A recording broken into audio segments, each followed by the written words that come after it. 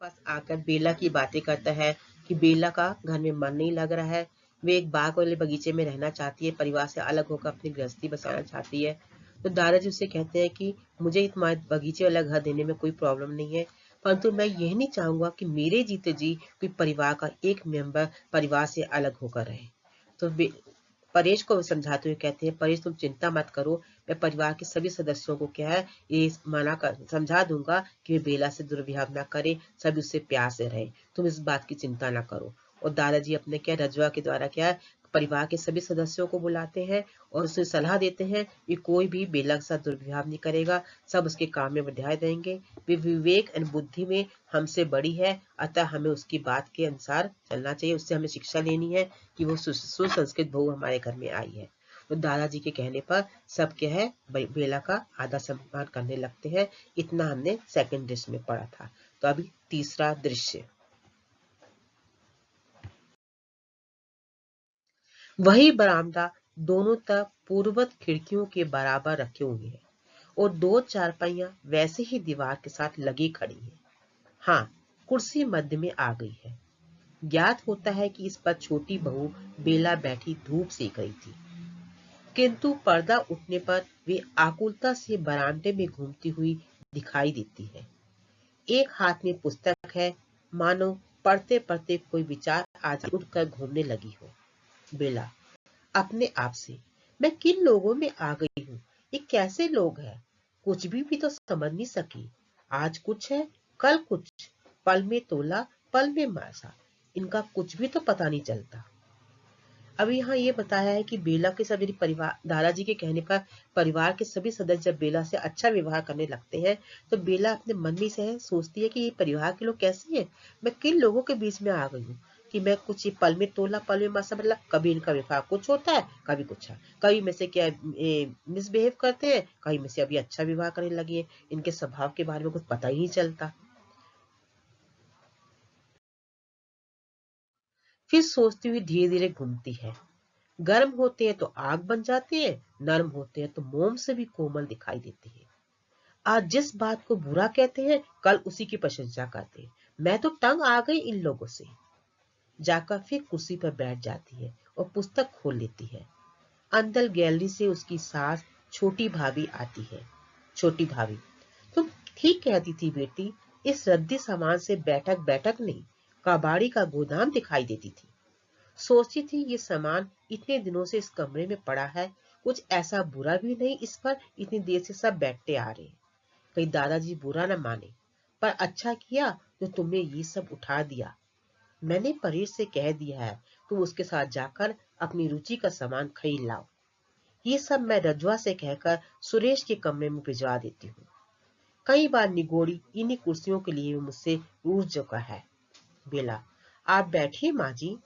छोटी भाभी, बस तुम बैठो बेटी, मैं तो यूं ही तुम्हें इधर देखकर बैठकर चली आई।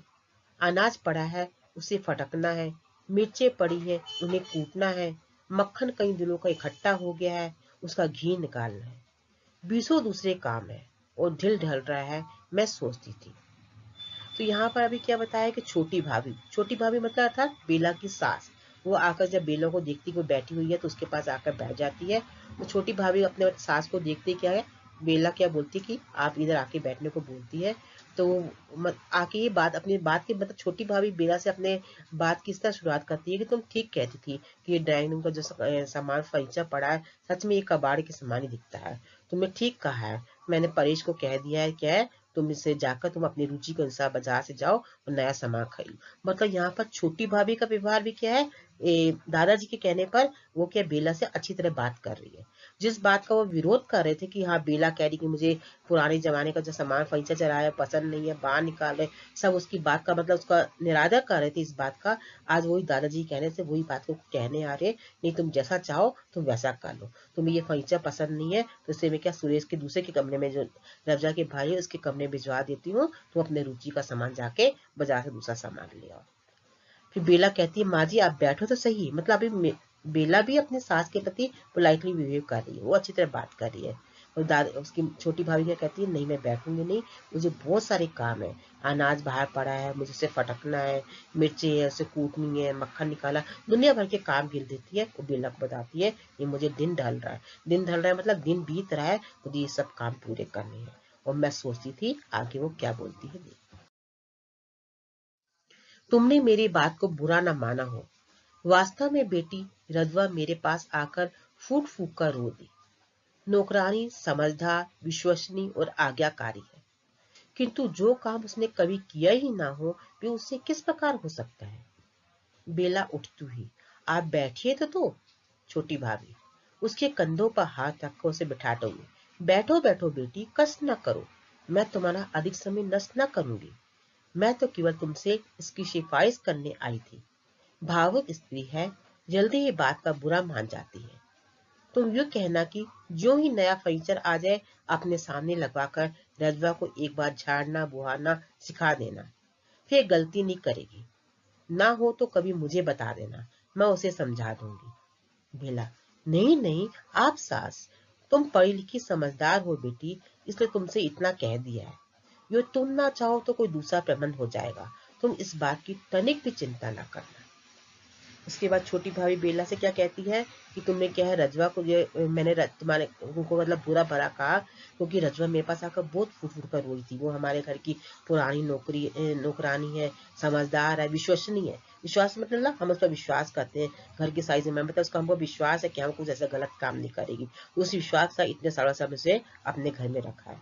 यही तुम्हें उसको कुछ काम पसंद नहीं है, तुम्हें उसका काम पसंद नहीं है, तुम उसको सिखा दो, वो तुम्हारे अनुसार भी करेगी। तुम नया फर्नीचर खरीद के लाओगी, तुमको अपनी इच्छा के साथ उसको जैसा एडजस्ट करवाना है तो रजवा से उसको वैसा सिखा देना, वो वैसे ही झाड़ना बुहाना उसको सिखा देना, वो तुम्हारे कहीं से काम करेगी।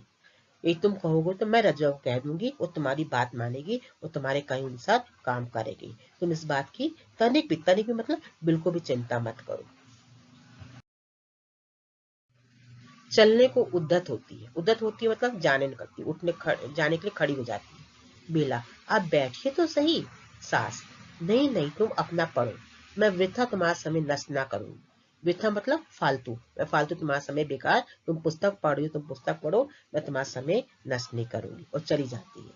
बेला पुस्तक बंद करके लंबी सांस लेती हुई जैसे अपने आप, इन लोगों को कुछ भी तो समझ नहीं पाती, ये माँ जी एकदम कैसे बदल गई। अभी परसों मुझे रजवा की डांट रही थी, इनका कुछ भी तो पता नहीं चलता। फिर पढ़ने लगती है। बड़ी बहू और मंजली भाभी बाहर के दरवाजे में प्रवेश करती है। मंजली भाभी, क्यों बेटी, अब रजा कुछ काम सीख गई है या नहीं? जरा हंसती है, बुढ़िया है तो सियानी। बड़ी बहू, आपने इंदु से ठीक ही कहा था, हमें वास्तव में काम की परख नहीं। पर अब बेला, आइए इधर बैठिए, चारपाई सरका लीजिए। मंजली भाभी, वैसे ही खड़े खड़े, मैंने एक अनुभवी नौकरानी खोज लाने के लिए कह दिया है, जो नए फैशन के बड़े घरों में काम कर चुकी हो। वास्तव में बहू दादाजी पुराने नौकरों के हक में है, दयानतदार होते हैं और विश्वसनीय होते हैं।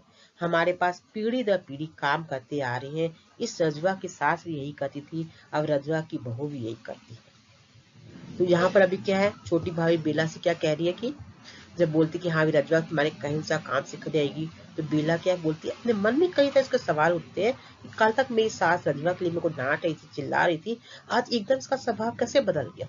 मतलब परिवार के हर सदस्य जो थे, दादाजी के कहने का उन्होंने अपने आप को बदल दिया। मतलब पूरे परिवार में दादाजी जो बोलते थे सब उनका कहना मानते थे। बहुओं को उन्होंने कहा कि हाँ भाई बेला का निरादर नहीं करना, सबने अपना व्यवहार बदल दिया, सब उससे पोलाइटली बिहेव करने लगे। मतलब बेला परेशान हो रही कि पहले मुझको सब ऐसे चिल्लाते थे, अब सभी मुझे सम्मान देने लगे, तो उनके सबके बदले व्यवहार के बारे में वो बार उसके दिमाग में आ रहा, ये हो क्या रहा है हमारे घर में। तो जो बजरवा मतलब फिर बदली भाभी आके बोलती है कि ये तुमने मतलब हमने क्या है एक ये बोल दिया है कि नई नौकरानी डालने के लिए, जो कि क्या है अच्छे बड़े नए फैशन के बड़े घरों में काम करती है, मतलब मॉडर्न जमाने की नौकरानी, जैसे तुमको पसंद है वैसे हमने बोल दिया है तुम्हारे लिए वो एक नई नौकरानी भी आ जाएगी। और दादाजी क्या थे, पुरानी नौकरानी के हक में है, क्योंकि वो पुराने नौकरानी दयानदार होते हैं, मतलब ज्यादा विश्वसनीय होते हैं, ज्यादा मेहनती होते हैं, वफादार होते हैं। इसलिए वो पीढ़ी दर पीढ़ी क्या हमारे घर में यही बाई चढ़ी आ रही है। पहले रजवा थी, फिर रजवा की सास पहले काम करती थी, फिर रजवा काम करती है, अब रजवा की बहू काम करती, मतलब पीढ़ी दर पीढ़ी क्या हमारे घर से वही क्या है काम करते, कई सालों से कई वर्षों से वही बाई हमारे घर काम कर रही है। इसलिए हमें पूरा विश्वास था, इसलिए हम तुमको क्या रजवा के बारे में बोल रहे थे। बड़ी बहू, मैं कहती हूँ बहन जी, आप रजवा की बहू को ही अपने पास क्यों नहीं रख लेती? उनकी उम्र भी कम है, वो काम भी जल्दी सीख जाएगी। बड़ी बहू अब क्या बोल रही है, पहले रजवा की सास काम कर रही थी, फिर रजवा काम करती, अब रजवा की बहू, तो बहू जो है उम्र में कम है, तो काम करना क्या वो जल्दी सीख जाएगी। बेला, अनमस्सी, अनमस्सी मतलब बेचैन होकर, नहीं नए नौकर की आवश्यकता नहीं, रजवा काम सीख जाएगी। कुछ चिढ़कर, पर आप खड़ी क्यों है? मंजली भाभी, हम तुम्हारा हर्ज न करेंगे, हर्ज न करेंगे मतलब तुम्हारा नुकसान नहीं होने देंगे। बेला और भी चिढ़कर, मेरा कुछ हर्ज नहीं होता। बड़ी बहू, हम आपसे छोटी हैं, वर्ग में भी और बुद्धि में भी। बेला रुआसी आप में, आप मुझे क्यों कांटों में घसीटती हैं? आप मेरे साथ क्यों परायों का सा व्यवहार करती हैं? उठ खड़ी होती है। बड़ी बहू, बैठिए बैठिए मंजली भाभी, आप भी बैठिए। बेला, मैं चलती हूँ। रुआई को रोककर आंखों पर रुमाल रखे जल्दी जल्दी चली जाती है। मंजली भाभी जैसे अपने आप से, परायों का सा। बाहर से मंजली बहू के कहे कहे की आवाज आती है। दूसरी क्षण वे इंदु पारों के कंधे पर झूलती हुई बाहर के दरवाजे में आती है। तो देखो अभी क्या है, यहाँ पर बेला बताया पर छोटी भाभी भी उसे अच्छा व्यवहार कर रही है। बड़ी बहू आती है, वो भी क्या है मतलब बेला से अच्छा व्यवहार कर रही है। तो वो भी आकर मतलब क्या बोलती है बेला को कि तुम क्या है हमसे छोटी हो, उम्र में शायद छोटी हो, मतलब वर्ग में और बुद्धि में। वर्ग मतलब पढ़ाई में, बुद्धि मतलब विवेक में। तुम पढ़ी लिखी हो, समझदार हो, उस मामले में तुम हमसे ज्यादा अच्छी हो। इसलिए क्या है हम तुम्हारे कहीं अनुसार चले, मतलब जैसा दादाजी ने कहा था कि बड़ा होना क्या बड़प्पन, उम्र में बड़ा होना ही बड़प्पन नहीं है। बड़प्पन किस में है? वर्ग में और बुद्धि से। जो पढ़ा लिखा है, जिसके पास दिमाग है, वो ज्यादा बड़ा है। तो वही बात क्या बड़ी बहू ने आकर बेला को बोली। सच, मंजली बहू हंसी रोककर, और क्या मैं झूठ कह रही हूँ अपनी? इन दो आंखों से देखा है, हंसती है। मलावी ने सारी की सारी छत फावड़े की खोद डाली और बंसीलाल महाशय मुंह देखते रह गए। सब ठहाका मारकर हंस पड़ती है। बड़ी बहू, भाई मुझे भी बताना क्या किया मलावी ने? सच। मंजली बहू चारपाई बिछाकर उसमें फंस जाती है। उसकी ओर एक और इंदु और दूसरी ओर पारो बैठ जाती है। मंजली भाभी कुर्सी पर बैठती है, बड़ी बहू खड़ी रहती है। मंजली भाभी कुर्सी को जरा खिसकाकर समीप लाते हुए बंसीलाल के सामने उठाकर फेंक दी छत मलावी ने। मंजली बहू, मैं कहती हूँ मुंह देखते रह गए बंसीलाल महाशय, टाका किए मुटु मुटु सब ठाका लगाती है। बड़ी बहू, अरे कौन सी छत खोद डाली ये तो बताओ। मंजली बहू, रसोई की, और कौन सी? अभी 2 घंटे भी नहीं हुए, राज मजदूर छत डालकर गए और बंसीला कारीगरों और मजदूरों से निपटकर अभी दुकान को गया था कि आ गई उधर से मलावी मारो मार करती। जाने किसने उसे जाकर बताया कि तुम्हारे देवर ने अपनी रसोई की पर छत डाल दी है। लेके फावड़ा बस सारी की सारी छत उसने खोद डाली। बंसीलाल तब पहुंचे जब अंतिम कड़ी भी उखाड़ चुकी थी। तब क्या करते करते बस ताका दिए मुटो मुटो। यहाँ पर अभी मजली बहू जो क्या है बताया है, इसका व्यवहार बताया है कि वो अभी घर परिवार की बातों में तो हंसी मजाक करती थी, सबकी मजाक उड़ाती थी। अभी पास पहुंच जो बंसीलाल का एग्जाम्पल देके बता रही है कि बंसीलाल की ने क्या है अपने मतलब छोटे भाई की रसोई के ऊपर एक दूसरी छत आगे बढ़ा दी, अपना कमरा बना लेते एक्स्ट्रा। जब उसकी क्या है छोटी भाभी को मालूम पड़ता है कि उसने क्या है अलग छत आगे बढ़ा दी है, तो उसकी दुकान पर जाती है, उसने क्या उसकी दुकान तोड़ दी थी। तो जब बंसीलाल को मालूम पड़ा कि है कि उसने मंजली बहू ने इसने उनके छोटी भाभी ने क्या है छत छुड़वा दी है, तो इस बात का वो विरोध करता है। मंजली भाभी को छोड़कर सब हंसती हैं। मंजली भाभी, पर बंसीलाल का लड़का। मंजली बहू, गली के सिरे पर खड़ा ताल ठोक रहा है। ताल ठोकना मतलब ताली बजाना। जगह पर हाथ मारकर बताती है कैसे ताल ठोक रहा है। ताल ठोकना है। मंजली बहू कह कहा लगाती है, सच ताल ठोक रहा है और ललकार रहा है कि मैं ड्योढ़ी की छत खोद कर डालूंगा। मैं मकान को खंडर बना दूंगा, मैं ये करूंगा, मैं वह करूंगा। और उधर मलावी कमर कसे खड़ी है कि आज जो माई का लाल है, गरम रखे पाव घर की भीतर। सब हंसती है। इंदु उंगली ओंठों पर रख, श श श भाभी आ रही है। हंसी एकदम बंद हो जाती है। सन्नाटा छा जाता है। बेला एक हाथ में बंद किताब थामे धीरे धीरे सीढ़ियां उतरती है। यहाँ भी अभी मंदली भाभी क्या है, अपने पड़ोस का जो है बंसीलाल के लड़के, उसकी बात बता रही है। ये बंसीलाल के मलारी जो बताया हुआ है करेक्ट, मलावी बंसीलाल के लड़के की मतलब उसकी माँ है जो। तो दोनों को बता रहे कि दोनों क्या छत तोड़ने में लगे थे, तो कैसे बाजू मतलब पड़ोस के घर का एग्जाम्पल देके लोग हंसी मजाक करा जा रहा है। यहाँ पर जो बंसीलाल और मलावी का कैरेक्टर जो बताया, पड़ोस के घर का बताया हुआ है। तो वहां पर उसको देख के उसकी मंजली बहू है, सबको बता रही है और सब उसको हंस रहे हैं। जैसे ही क्या है, बेला को आते देखते हैं, सब क्या एकदम चुप हो जाते हैं। बेला, क्यों जीजी अब चुप हो गई? जरा हंसकर, किस बात पर कह कह लगाए जा रहे हैं? मंजली भाभी कुर्सी से उठकर यूं ही हंस रही थी। आओ इधर कुर्सी पर बैठो। बेला, नहीं नहीं आप बैठिए, मैं इधर तख्त पर बैठ जाती हूँ। मंजली बहू जल्दी से उठकर, आइए आप इधर बैठिए। इंदु और पारो दोनों चारपाई से उठ जाती है। आइए आइए आप इधर बैठिए। फिर नीरवता छा जाती है, जिसमें एक प्रकार की घुटन है। बेला बाहर की ओर चल पड़ती है। इंदु, बैठिए भाभी जी, आप चली क्यों?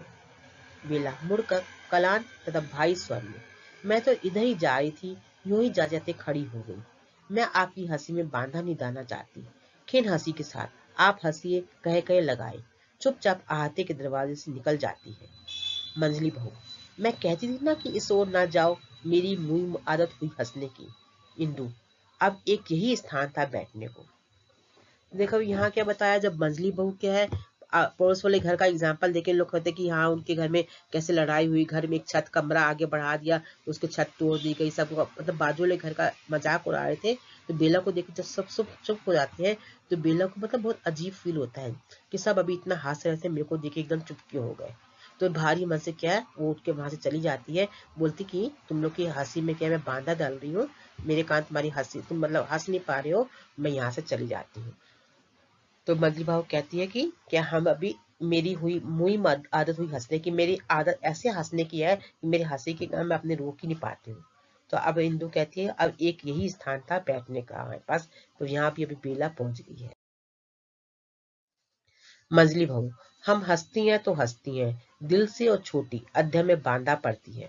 मैं कहती हूँ दादाजी को यदि पता चल गया कि हमारे यहाँ बैठने से छोटी बहू के पढ़ने में खलल आता है तो। इंदु, किंतु यही एक जगह थी पर्दे वाली। मंजली बहू, तुम भूल गई, हमें तो दादाजी ने खास तौर पर सतर्क रहने को कहा था। यहाँ पर मंजली बहू और इंदु को बताया है। परिवार के सब सदस्यों को भेजने के बाद दादाजी ने स्पेशल इंस्ट्रक्शन किसको दिया था? मंजली बहू और इंदु को। मंजली बहू को क्यों दिया था? क्योंकि सबको देखकर उसको हंसती रहती थी। कहीं पास पड़ोस का, कभी घर परिवार के लोगों को उदाहरण देकर हंस रही, कहीं बाजू आस पड़ोस के लोगों को उदाहरण देकर हंस रही है। तो मतलब उसके हंसने की आदत थी। और इंदु की आदत क्या थी? सबको पलट कर जवाब देने वाली। मतलब लोग बोल रहे हैं कि हम लोग यहाँ बैठ कर बात कर रहे हैं, यहाँ पर यदि दादाजी को मालूम पड़ गया कि यहीं पर छोटी बहू के पढ़ने में खलल पड़ती है, वो यहाँ आकर बैठ कर पढ़ती है, दादाजी हमें फिर डांटेंगे। तो क्या बोलती है, तो फिर इंदु बोलती है हमारी तो एक यही जगह थी बैठने वाली, अब हमारी वो जगह भी छूट जाएगी। काका लगाकर हंस पड़ती है। मैं कहती हूँ चलो मेरे कमरे में। इंदु, मुझे तो दादाजी के कपड़े धोने हैं, मैं चली। जल्दी जल्दी बाहर की ओर चली जाती है। मंजली भाभी, ठीक है, तुम लोग यहाँ इतना ना बैठा करो। बड़ी बहू से, हम तो गोदाम में जा रही थी, चलो गेहूं छटवा ले। छोटी बहू तो कब की गई हुई है, फिर तो अंत हो जाएगा दिन और मेहरियां चली जाएगी। बड़ी बहू, मैं तो फंस गई मंजली की बातों में, चली चलो। दोनों चली जाती है। मंजली बहू, मैं कहती हूँ पारो, चल मेरे कमर में, वहां चलकर बैठ। पारो, मुझे तो जाना है भाभी, लल्ला आ गया होगा ना, मिनी तो चिल्लाएगा। मतलब मंजली बहू सबको कहती है, तो मतलब बड़ी भाभी बहू कहती है कि नहीं मुझे गोदाम में जाना है, गेहूं छटवाना है। छोटी बहू कब से गई है, अभी अंत मतलब काम खत्म होने वाला होगा, उसको थोड़ी को हेल्प करवानी है।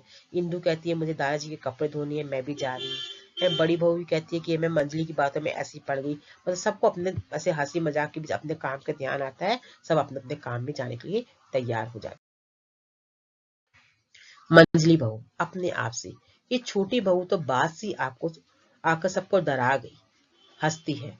बाहर से बड़ी भाभी आती हुई दिखाई देती है, भाग कर उसके पास जाती है। मंजली बहू, सुनी तुमने मलावी की बात? खोद डाली उसने सारी की सारी छत, कहका लगाती है।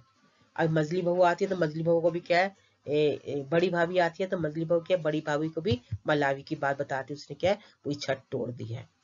बड़ी भाभी, मलावी ने छत तोड़ डाली? मंजली बहू, उसे अपने साथ लेकर कमरे क्यों जाती हुई? हाँ हाँ, अभी राज मजदूर छत बनाकर गए थे कि आ गई मलावी मारा मार करती। बड़ी भाभी पर मंजली बहू, चलो मेरे कमरे, वहां चलकर सब बताती हूँ। यहाँ तो छोटी बहू की पढ़ाई में बांधा पड़ती है। उसे साथ लेकर अपने कमरे की ओर जाती है। बाहर परेश और बेला बातें करती है। बेला आंध्रकंठ से, आप मुझे मेरे मायके से भेज दीजिए।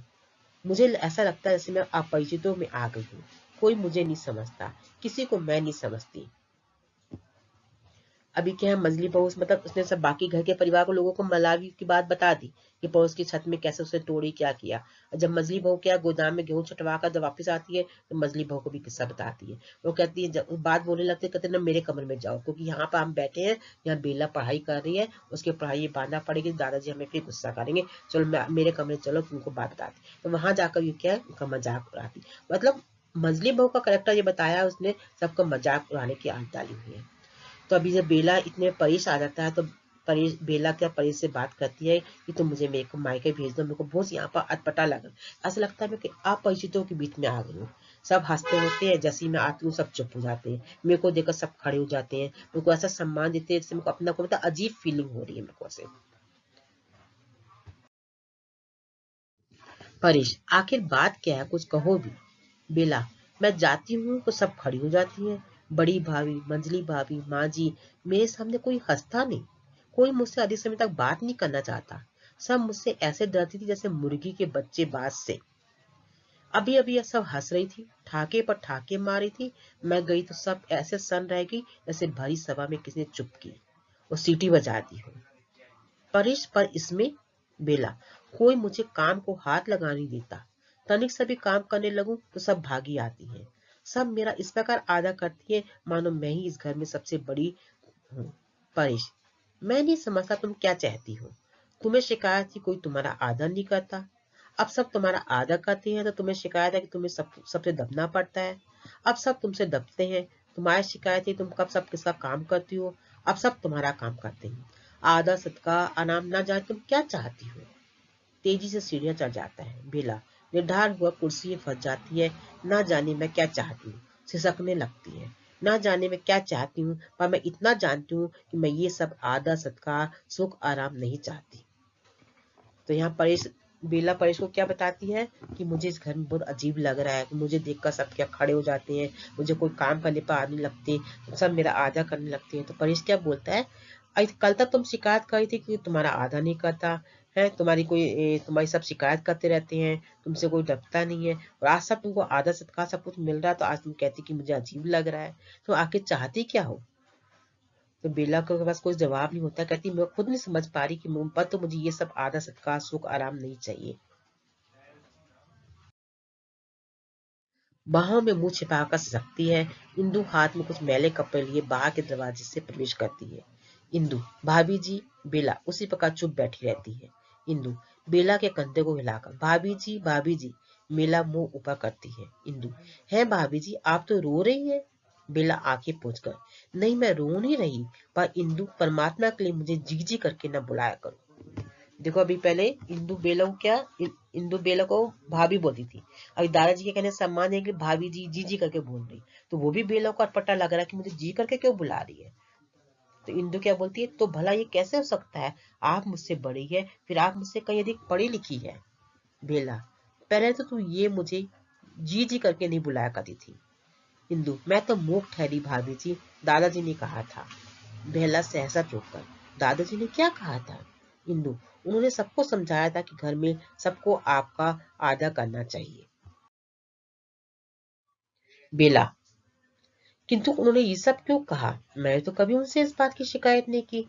इंदु, शायद छोटे भैया ने उनसे ये कहा था कि आपका जी यहाँ नहीं लगता, आप बाग वाली। बेला, ओ तो ये बात है।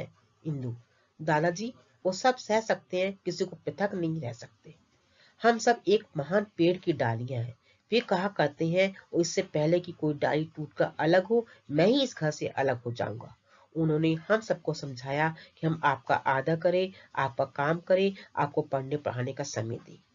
बेला, पर मैं तो आदर नहीं चाहती, कि मैं तुम सबके साथ मिलकर काम करना चाहती हूँ। इंदु, ये कैसे हो सकता है भाभी जी? बेला दीर्घ निश्वास छोड़ती हुई, आप लोगों ने मुझे कितना गलत समझा और मैंने आप लोगों को कितना। इंदु, आप कैसी बातें करती हैं? लाइए कपड़े लाइए, मैं दादाजी के कपड़े धोने जा रही हूँ, साथ ही आपके भी फटक आऊं। बेला चुप सोचती है। इंदु, भाभी जी। बेला जैसे मन ही मन उसने किसी बात को निश्चय कर लिया हो। मैं भी तुम्हारे साथ जाऊंगी, मैं भी तुम्हारे साथ कपड़े धोऊंगी। इंदु, दादाजी नाराज होंगे। बेला, मैं दादाजी से कह दूंगी। इंदु, भाभी जी। बेला, मुझे केवल भाभी कहा करो, मेरी प्यारी इंदु। इंदु प्यार से भरे गले के साथ, भाभी। बेला, चल कपड़े धोए, धूप निकली जा रही है। इंदु, पर कपड़े? बेला, मेरे कपड़े आज रजवा ने धो दिए थे, सलवार कमीज तो थी, चल मैं तेरी सहायता करूंगी। दोनों चली जाती हैं। कुछ क्षण बाद बरामदे में कपड़े धोने का शब्द आने लगता है। दादा गैलरी की ओर हुक्का गुड़ाते गुड़ाते मल्लू की उंगली थामे प्रवेश करते हैं। देखो अब यहाँ क्या बताया, जब इसने इंदु ने बेला को बताया कि दादाजी हमको तुम्हारा आदर सम्मान करने को कहा है, तो बेला को भी ये बोलता है कि नहीं, मैं क्या है तुम्हारे काम में हाथ, मतलब दादा बेला का में भी मन परिवर्तित हो जाता है। वो भी कहती है कि नहीं, उसको कहती है मैं तुम्हारे साथ काम में मदद कराऊंगी, तुम्हें कपड़े धुलवाऊंगी। बेला इंदु क्या कहती है, दादाजी गुस्सा होंगे, कहती है नहीं, मैं तुम्हारे साथ सबके काम में हेल्प करूँ। मतलब यहाँ पर इस पैराग्राफ में क्या बताया है कि बेला के व्यवहार में परिवर्तन दिखाया गया है इसमें। दादा, हाँ बेटा, तुम्हें मेले में ले चलेंगे, जो तू कहेगा वही खिलौना ले देंगे। मल्लू, मैं उड़न खटोला लूंगा। सहसा बाहर के दरवाजे के पास जाकर ठिठक जाते हैं। दादा आश्चर्य से, है छोटी बहू? इंदु बाहर से, मैंने तो बहुतेरा कहा पर भाभी नहीं मानी। दादा, छोटी बहू इधर आ बेटी। शर्माई हुई बेला दरवाजे के पास आ खड़ी होती है। अब जब देखी छोटी बहू को, जब दादाजी देखते हैं कि हाँ भी वो कपड़े धोकर निकली, तो क्या है उसको इंदु से कुछ बोलते हैं, तो इंदु इतने में बोल पाती है, मैंने भाभी को बहुत मना करा पर भाभी नहीं मानी। तो क्या है, शर्माती बेला भी दरवाजे पास खड़ी हो जाती है। और कपड़े धोना हमारा तुम्हारा काम नहीं, पढ़ लिख कर। इंदु, जो अपनी भाभी के साथ ही आग खड़ी हुई थी, मैंने बहुतेरा कहा पर भाभी नहीं मानी। दादा, उन्हें इंदु के स्वर का अनादर अच्छा ही लगा। इंदु, तुझे कितनी बार कहा है कि आदर से। बेला भावावेश के कान उठे हुए गन से, दादाजी, आप पेड़ से किसी डाली को टूटकर अलग होना पसंद नहीं करते, पर क्या आप ये चाहेंगे कि पेड़ से लगी लगी ये डाल सूख कर मुरझा जाए? सक उठती है, कोके की गुड़गुड़ाहट एकदम बंद हो जाती है, पर्दा सहसा गिर पड़ता है। दादाजी क्या, बेला क्या बोलती दादाजी को, दादाजी आपने परिवार के सब लोगों को समझा दिया, सब मुझे आदर सत्कार दे रहे, परंतु मुझे ऐसा क्या है, ये सब नहीं करना, मुझे सब परिवार से मिलकर रहना है। दादाजी आप कहते हो कि पेड़ से कोई डाल अलग ना रहे, तो क्या तुम ये चाहते हो कि पेड़ में कोई लगी डाल क्या है मुरझा जाए, टूट कर? यदि मैं ऐसी क्या है सबके बीच में अजनबी महसूस करती रहूंगी, तो मैं क्या है परिवार में रहकर क्या है एकदम मुरझा जाऊँ, अपना को मतलब एडजस्ट नहीं कर पाऊंगी। तो आप क्या चाहेंगे कि पेड़ में लगी ये डाल सूख कर मुरझा जाए? इतने में क्या ये हमारी एकांकी खत्म हो जाती है, मतलब बेला का स्वभाव भी क्या है बदल जाता है और परिवार से मिलजुल कर रहने लगती है। यहीं पर हमारी एकांकी क्या है समाप्त होती है। धन्यवाद।